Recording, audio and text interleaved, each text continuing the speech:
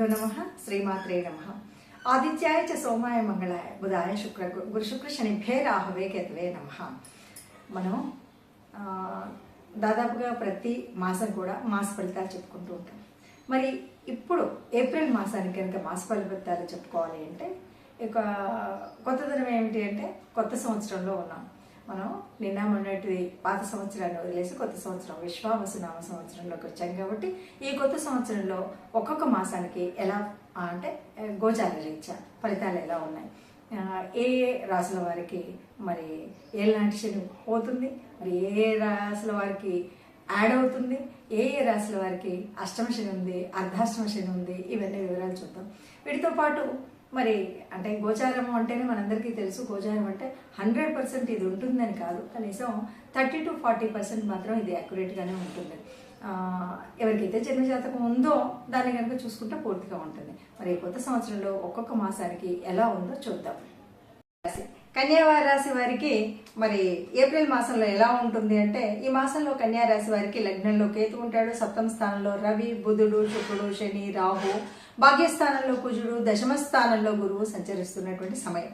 మరి ఎలా ఉంటుందంటే దాదాపుగా నూతన ఉద్యోగాల్లో ప్రయత్నాలు మాత్రం అంతంత మాత్రమే ఉంటాయని చెప్పొచ్చు.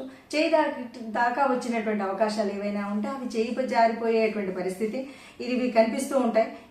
దాదాపుగా ఎక్కువగా ఎదురు చూసి నిరాశ పొందుతారంటారు చూడండి, అలాంటివి ఎక్కువగా ఉంటాయి. ఇక్కడ కొంత ప్రేమ వివాహాలు అనుకునేటువంటి వారికి కొంత ఒప్పుకునేటువంటి సమయం అయితే ఉంది. నూతన ఉద్యోగాల ప్రయత్నాలు మాత్రం కొంత అంతంత మాత్రమే ఉంటాయి. చేయి దాకా వచ్చినటువంటి కొన్ని అవకాశాలు జారిపోతాయి. అలాగే ఇంకా ఎంతమంది అంటే ఏదైనా నిరుత్సాహం మీ సంకల్ప బలంతో బాగా నిరుత్సాహపరుస్తూ ఉంటారు, అయినా సరే కొన్నిసార్లు ఏంటంటే సంకల్ప బలంతో ముందుకు నడవగలుగుతారు, మంచి పరిస్థితులు స్థాయికి చేరుకోగలుగుతారు. రాత్రికి రాత్రి ఎవరు కూడా ఒక్కసారి ఎదుగుతారు అంటే అది ఎదిగేటువంటిది కాదు, కానీ మెల్లిమెల్లిగా అదే కోణంలో కొంత డెవలప్ అయ్యేటువంటిది అయితే కనిపిస్తుంది. అలాగే ఎవరికైనా సరే మీ వాళ్ళకి కొంతమంది ఎవరైనా ఉంటే వాళ్ళకి మంచి చెప్పి మంచి వైపు నడిపించేటువంటి వాళ్ళుగా మీరు ఉండిపోతారు. అంటే ఎవరికైనా కొంచెం తగాదులు అలా ఉన్నప్పుడు మంచి మధ్యవర్తిగా ఉండి మంచి పనులు చేస్తుంటారు. తండ్రి తరపు బంధువులకు దూరంగా ఉండాలని ఎందుకో నిర్ణయించుకుంటారు. ప్రత్యేకంగా వారి స్నేహితుల పట్ల మీకున్న అభిప్రాయాలు మారుతాయి. స్నేహితులు ఎవరైనా ఉంటారు వారి మీద ఇంతకుముందు ఉన్నటువంటి అభిప్రాయాలు ఇప్పుడు ఉండవు. అలాగే కుటుంబ శ్రేయస్సు కోరి వేరే ఊరికి వెళ్ళాలనేటువంటి ఆలోచన కూడా మీకు అలా చేయడం, అది కలిసి రావడం కూడా జరుగుతుంది. కుటుంబపరమైనటువంటి బరువు బాధ్యతలు గురించి అవగాహన కలిగి ఉంటారు. మీ శక్తి సామర్థ్యం మేరకు సహాయాన్ని అందిస్తారు మీరు. అలాగే ఇంకా అయిన వాళ్ళు ఉండి కూడా సహకరించలేకపోతున్నాం, సహాయం అందించలేకపోతున్నారు అని మీ వాళ్ళ గురించి కొన్నిసార్లు మీరు దిగులు పడేటువంటి స్థితి కూడా ఉంటుంది. ఎంతగానో ఇష్టపడేటువంటి వ్యక్తి పెళ్లి ప్రస్తావన మీ ముందు ఉంచుతారు. ఎంత ఆలోచించినప్పటికీ అంగీకరించడం కానీ నిరాకరించడం కానీ మీరు ధైర్యం అంటే పెళ్లి చేసుకోవడమా వద్దా అనేటువంటి ఒక ధైర్యం ఆ స్థాయిలో ఉండదు. పెద్దల సమక్షంలో స్థిరాస్తులకు సంబంధించినటువంటి విషయాల్లో నిర్ణయాలు తీసుకోగలుగుతారు.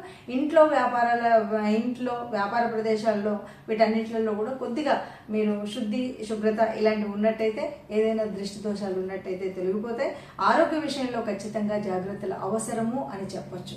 సో మనకి ఇప్పుడు అర్థమైనంత వరకు ఎలా ఉంది అంటే, ఒక్కొక్క రాశికి ఏ రాశి అయినా సరే కొత్త సంవత్సరం అని ఏ సంవత్సరం అని మారుతున్నటువంటి గ్రహాలతో కొంత మన గోచారం మారుతూనే ఉంటుంది. అన్ని చోట్ల అన్ని వేళలా ఒకేలాగా ఉంటే జీవితమే కాదు.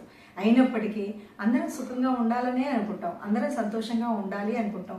మరి గ్రహగతులు మారుతూ ఉన్నప్పుడు కొంచెం ఒడిదొడుకులు, కష్టాలు, సుఖాలు అన్నీ కలుస్తూ ఉంటాయి. మరి ఇలాంటప్పుడు ఎవరికైనా ఏదైనా కష్టంగా ఉంది అంటే, ప్రత్యేకించి ఈ మాసంలో ఏ కష్టం వచ్చినా సరే, ఇది మనకు రామోత్సవాలు జరిగేటువంటి సమయం, శ్రీరాముడు పుట్టినటువంటి వేళ చైత్ర మాసం అంటేనే.